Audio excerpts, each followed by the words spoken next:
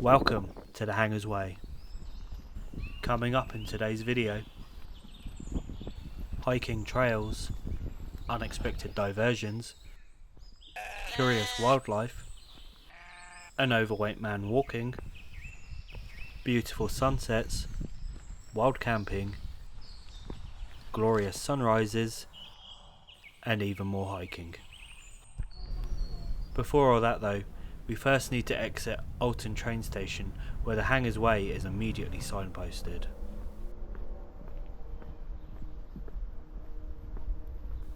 It's about a half-mile's walk before we escape the town via a small industrial park.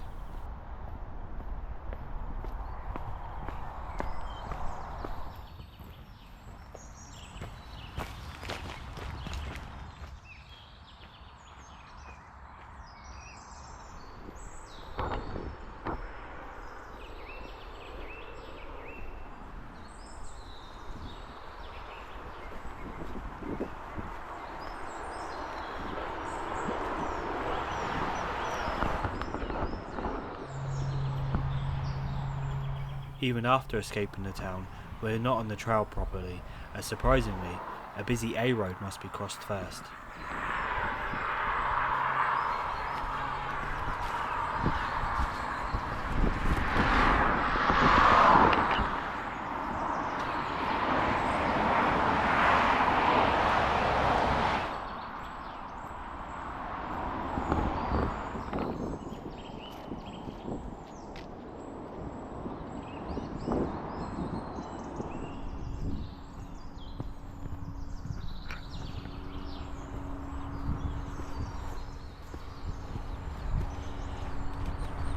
The first of many small hills reveals a solar farm behind, and despite putting some distance between myself and the busy road, the noise pollution from the cars can still be heard clearly. I come down the first hill to find this stunning field in front of me that I need to pass through. It was at this point I knew it was going to be a great day.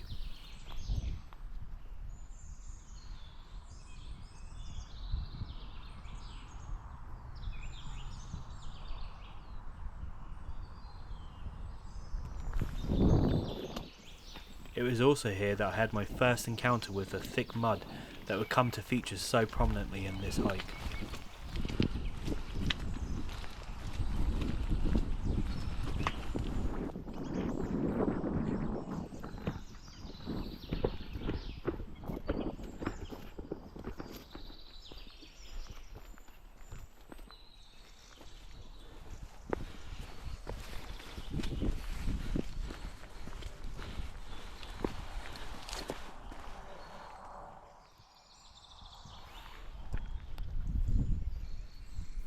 Up ahead lay the first of many forests that I would need to pass through today.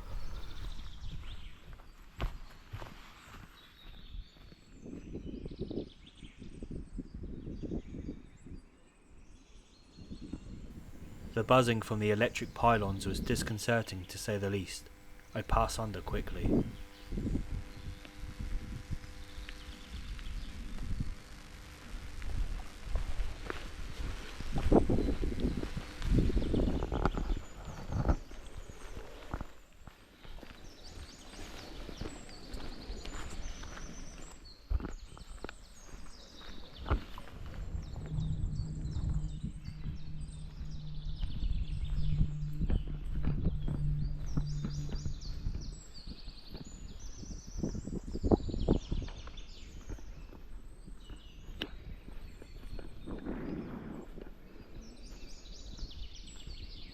The trail leads to a barren crop field.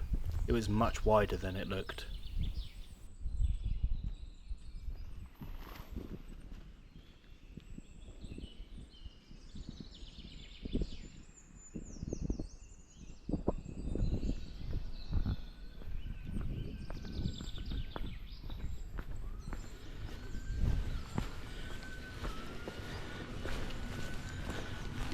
Passing by some nice houses, the trail eventually leads to some steps descending down the side of another hill.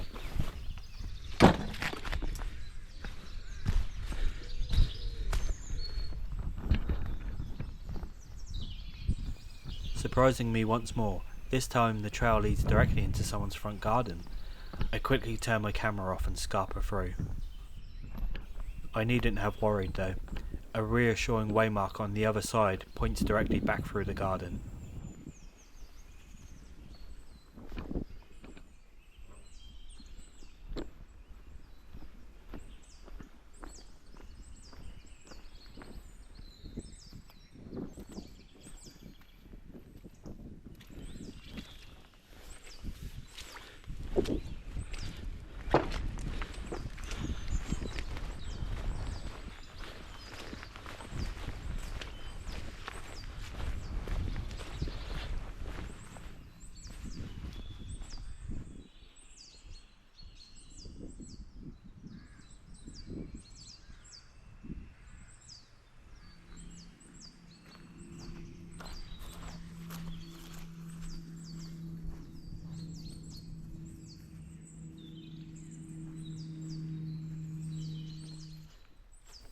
After some serene paths and trails over some higher elevation, it was this boggy area that became a bit of an issue.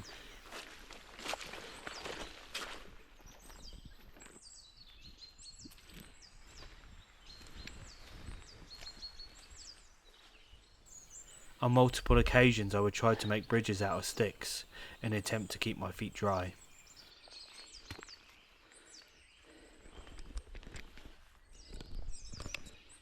None of them were particularly successful.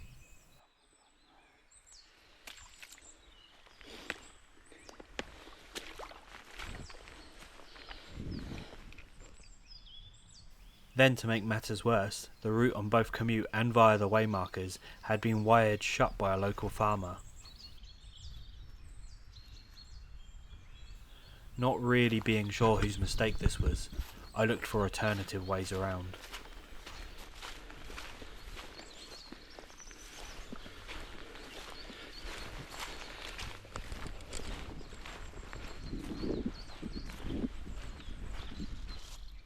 My plan was to head to the nearest road to loop back around to the main trail.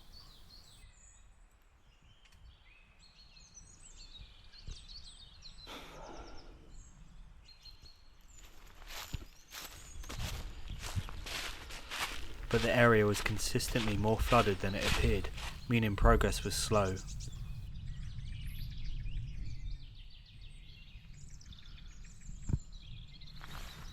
Finally out of this area, I was back on more solid trails.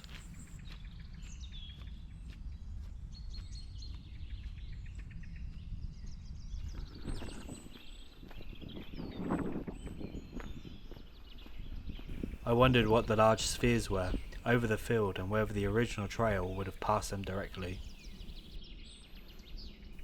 A quick Google revealed they are radomes, which house listening devices.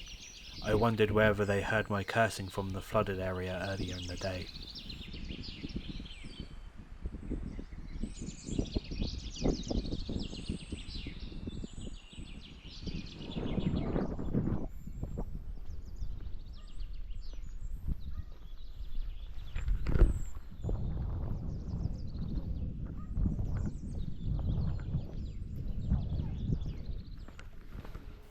A reassuring pub name gave me hope I was heading in the right direction.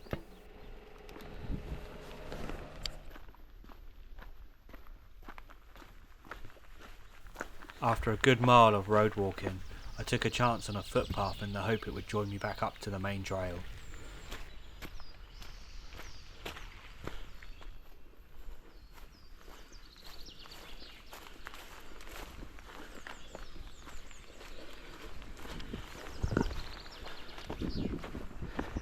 The green waymarker means I've been successful.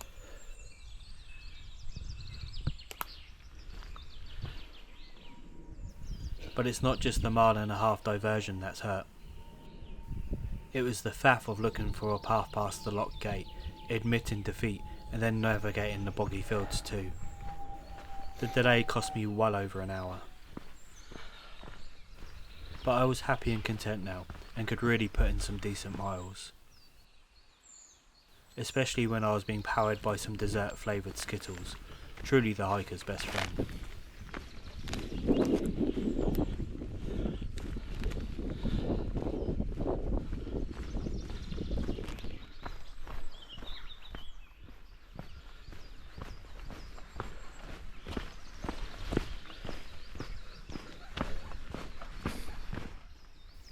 The sun dips behind the hill every now and then, as there's only a couple of hours of sunlight left.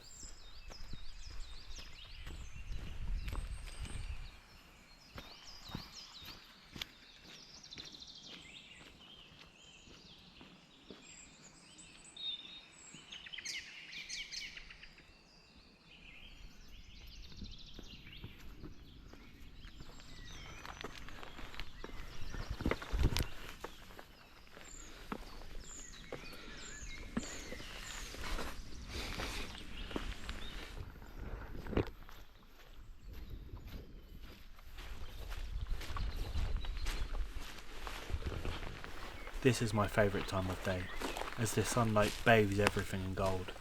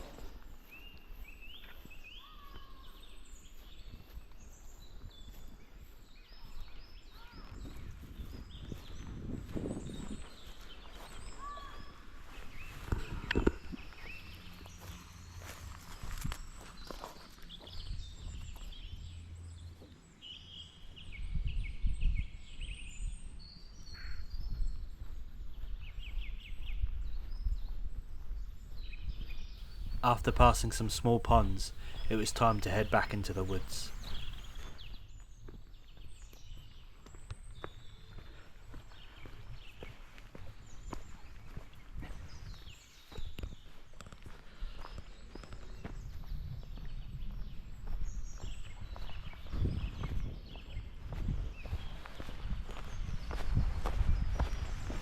The large cottage reveals I'm close to Selborne, the first village on the hike.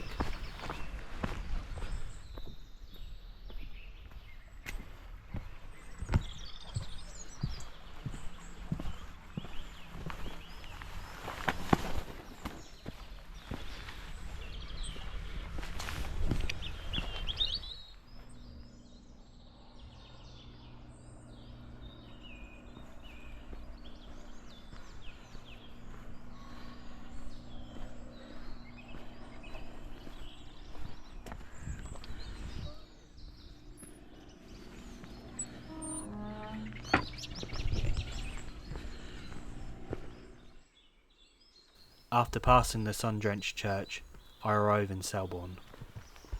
My original plan was to top up my water and grab a coffee and cake here, but the earlier delay has cost me dearly and now everything is closed.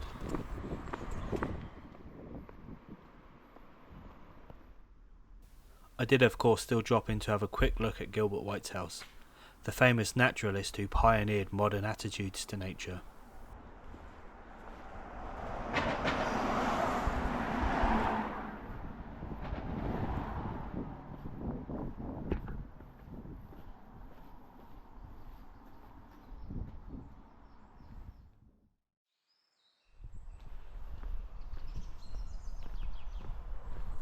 Onwards, back into the hills.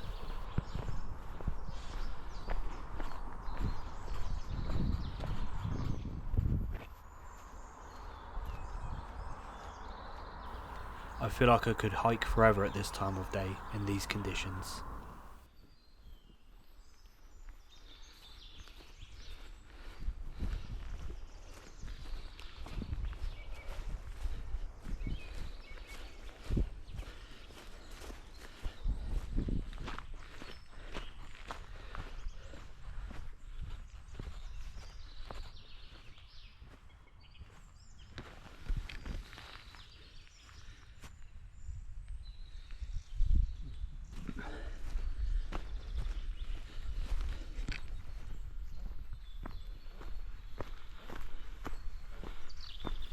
Due to fallen dangerous trees, I encounter some blocked off trails.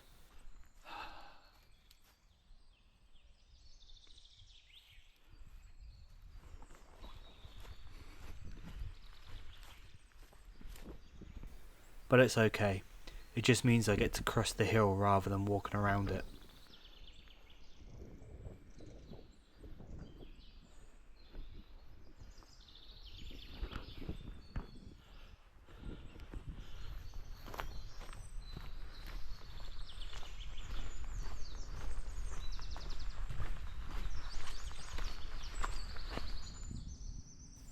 The sun getting very low is my cue to look for a camping spot for the night. But frustratingly, not before I discover some signs pointing to the temporary diversion for the Hanger's Way, heading in the opposite direction to which I just came.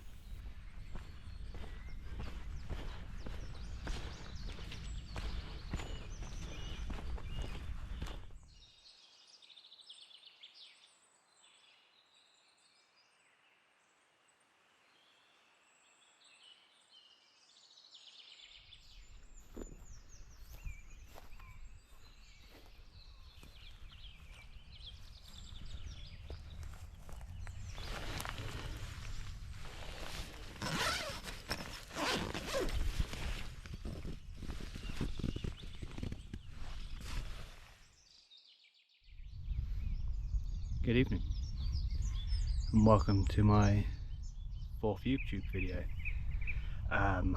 The first one of which I've been speaking over because, well, I've really enjoyed making videos and I really enjoy hiking, but my family and loved ones have told me that as much as they like watching them, they're a little bit dull, and really maybe I should narrate to add something to it. So here I am. Just quick, with regards to the blocked off path earlier, that's probably added about 1.5 miles to the day.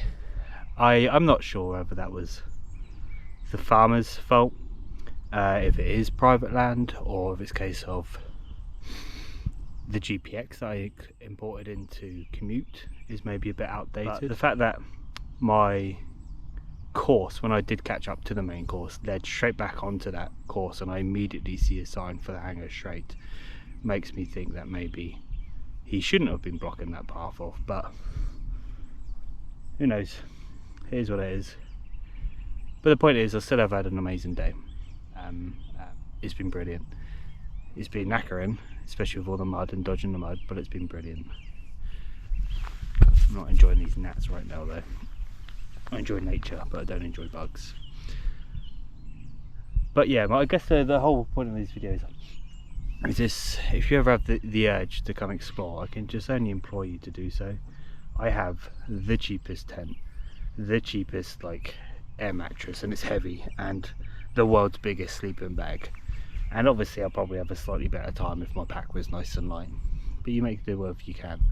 And all I can just say is just get yourself out there. I mean, I suppose it helps to have the, supporting wife and kids. That goes a long way too. But all you got to do is just get yourself out there to enjoy all this. But annoyingly, after only seeing 2 people all day, I've just set up this tent, and immediately a family's just walked past me, as in I had my back to them as I was setting it up. And now I can see in the distance there's a man who's just stood there staring at me with a dog somewhere, there's the dog. But I'm not sure if I'm going to have to move on or not, to be honest. I really hope not, because I'm absolutely shattered. But, oh well. Anyway, good night. I did in fact move campsite to under these trees, just in case. Not quite as scenic as the last spot, I still had a good night's sleep.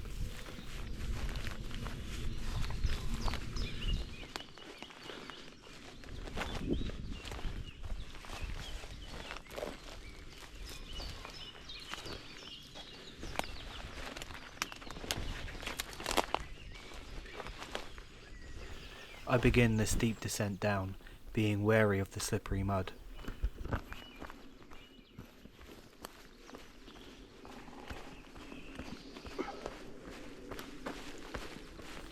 Even though the sun still hasn't come up quite yet, the views are still a sight to behold.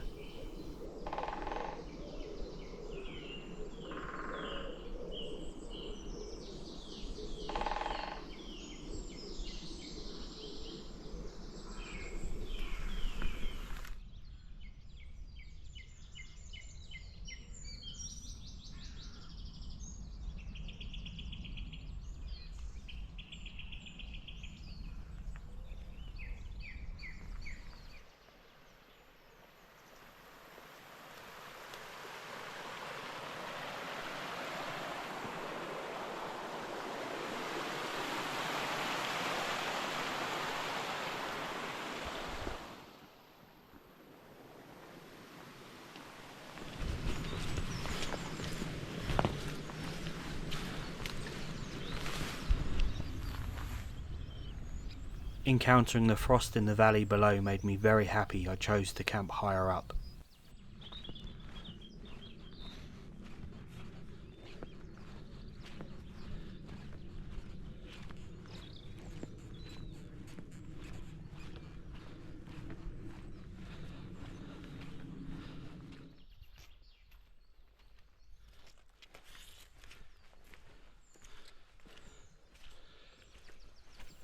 This mud here in this particular spot was impossibly thick, and I nearly lost a boot with every step I took. Annoyingly, I didn't even need to go through it, as I should have stayed in the field below. With the sun now up, it was surprisingly warm. My issue though is that I'm now out of water. It's okay though, the nearest village is only a mile away.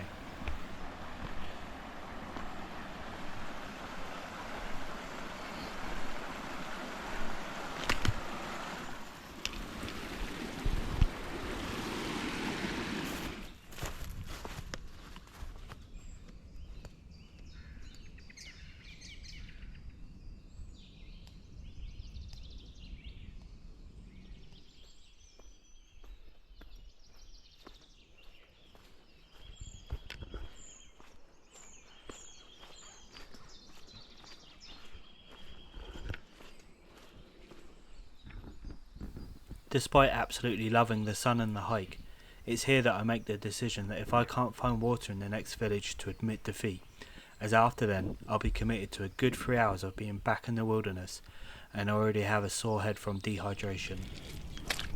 And whatever happens, I want to come back and do it again and do it proper. Hopefully with a lot less mud next time too.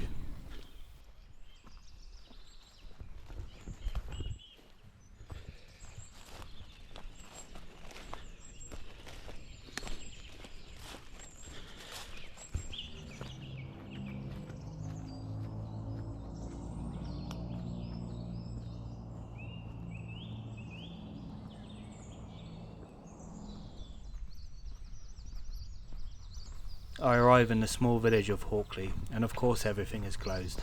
It's Easter Sunday. I make the call to my forever understanding wife to come pick me up.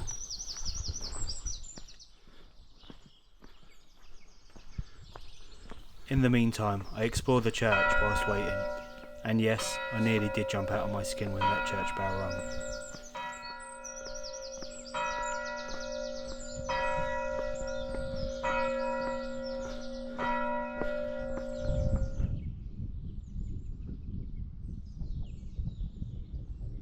Please consider liking and subscribing. Thank you.